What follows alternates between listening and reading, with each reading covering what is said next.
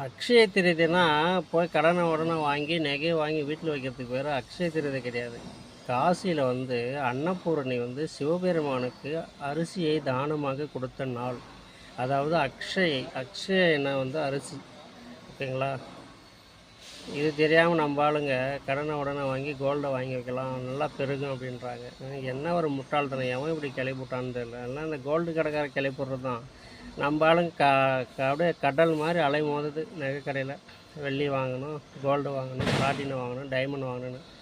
யார் இப்படி கிளப்பிவிட்டது? அக்ஷயனா அரிசி, அதாவது அரிசியை தானமாக கொடுக்கணும், அப்புறமா சாப்பாடு போடணும், அன்னதானம் பண்ணணும். அதுதான் அக்ஷய திருதை. அது பண்ணுறதை விட்டுட்டு நீங்கள் இது மாதிரி பண்ணுறீங்களே, நியாயமா?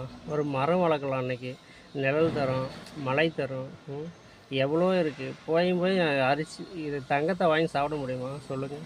ஏன் அப்படி பண்ணுறீங்க? திருந்து